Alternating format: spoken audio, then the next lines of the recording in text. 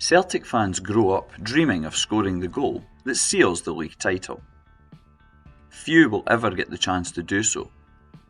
But one supporter achieved this despite never wearing the famous green and white hoops as a player.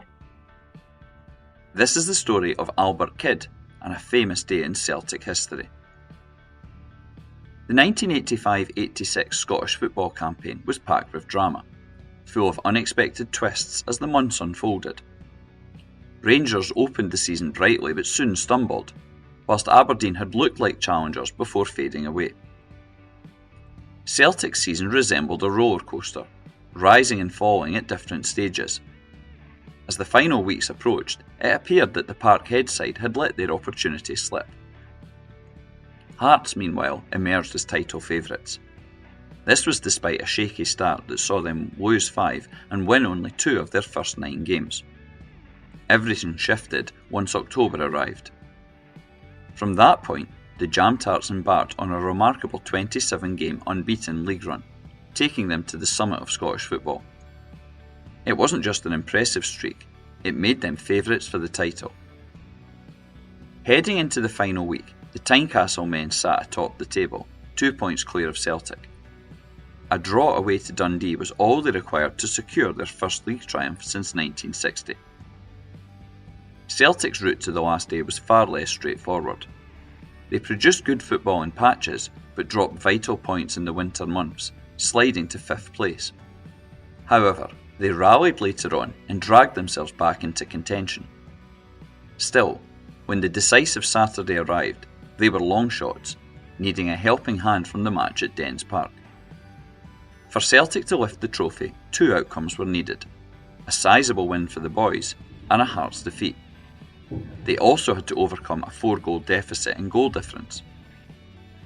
Thousands of Celtic fans endured heavy rain in Paisley to back their team, even though most accepted the day was unlikely to end in glory. Danny McGrain later admitted that the Celtic players expected there to be no celebrations. So instead, the boys focused solely on what they could influence. From the moment the referee got the match underway, they tore into St Mirren with great ferocity. The display was sensational, one that would be spoken about for decades. Brian McClair broke the deadlock and Mo Johnston netted twice. Paul McStay added another, giving the Hoops a 4-0 lead by half-time. Fans could only pray for a footballing miracle, but the Dundee Hearts match remained goalless. After the interval, Celtic refused to ease off. Soon after the restart, McClair grabbed his second to make it 5-0.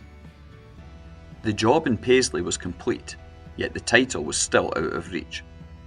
Today, fans would track events instantly via smartphones, but such technology didn't exist in the 1980s. Instead, supporters huddled round transistor radios, listening anxiously for news from Dundee. Could the home side find the goal that Celtic desperately needed? Although the attention largely centred on Hearts and Celtic, Dundee also had plenty riding on the fixture. They entered the final day with hopes of securing a UEFA Cup place and needed a victory to keep that dream alive. As time ticked away at Dens Park, neither team had managed to break the stalemate. A draw was unhelpful for Dundee, but perfect for Hearts, who needed only the single point to claim the title. How quickly the minutes passed depended on where your loyalties lay. Celtic fans felt the match was rushing towards a goalless finish, whilst Hearts fans experienced the agony of wanting the full-time whistle to come, but being forced to endure every second. On the hour, Dundee fullback Tosh McKinlay made way for Albert Kidd. The Dundee-born forward had yet to score that season. Though he was committed to helping his team, Kidd was also a boyhood Celtic supporter.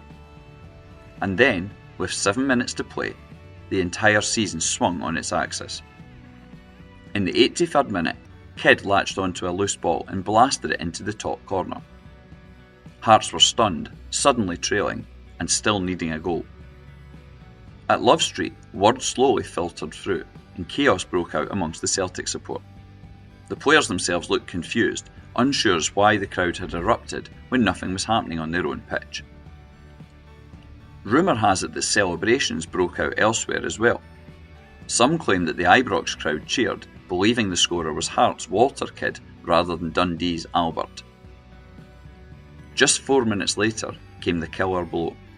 The dark blue kid struck again, doubling Dundee's lead. A 2-0 deficit was impossible for Hearts to overturn in the remaining minutes. After going unbeaten since September, they collapsed at the last moment. When the full-time whistles sounded, Celtic and Hearts finished level on points. Goal difference decided the destination of the trophy. Celtic were champions by 3 goals, the exact margin they'd overturned that dramatic afternoon. Dundee supporters celebrated in the hope their side had earned European football, though they would ultimately fall short.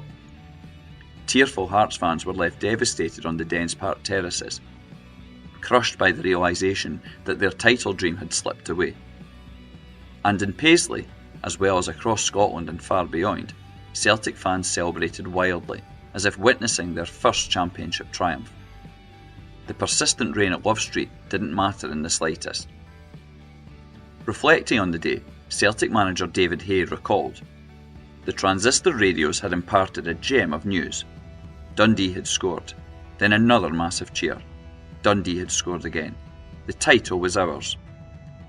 By contrast, the Hearts players were inconsolable. Sandy Clark summed up the emotion saying, "It's like grief. It honestly felt like losing a loved one. We just didn't play as well as we could."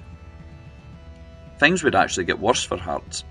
They were in the Scottish Cup final and so still had hopes of silverware. Instead, a week later they had to watch Aberdeen celebrate. This experience later inspired the title of a Hearts fanzine called Always the Bridesmaid. Celtic's 1986 success was their 34th league title. Yet it's a day that stands proudly next to almost anything else in Celtic's history. Whether it was the players' efforts or the fans' unflinching backing, the whole club had pulled together to achieve what seemed impossible. Following that epic day in 1986, the name Albert Kidd became legendary.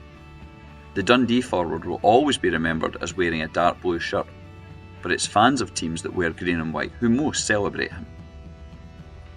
The 3rd of May is dubbed by Celtic fans as Albert Kidd Day. The player himself has been a guest on numerous occasions at Celtic supporters clubs around the world.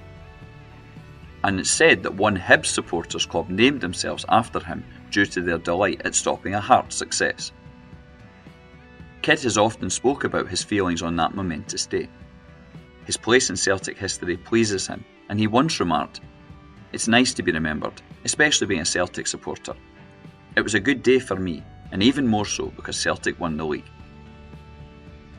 In the end, the 3rd of May 1986 was a tale of 3 football stadiums. It featured abject disappointment at Dens Park for Hearts. It involved euphoria and cheers at Love Street as Celtic claimed an entirely unlikely title. And the final stadium's role eventually came just over 3 months later. The opening day of the 1986-87 league season took place at Celtic Park. The boys unfurled the league flag to again celebrate and remember May's events. 35,000 Celtic fans hailed their heroes, but that wasn't the biggest cheer of the day. Whether deliberately or as a quirk of the footballing gods, Celtic's flag day opponents were Dundee, and as the teams were read out, the loudest roar and a clear ovation came when the name of one Dundee player was read out: Albert Kidd. This was a man who never once pulled on the hoops, but his goals and memory are forever etched into Celtic legend. If you want to learn more about Celtic history, follow Hail Hail History on Twitter X and Blue Sky. You can also take part in free Celtic walking tours. Visit celticwalkingtours.wordpress.com for more information.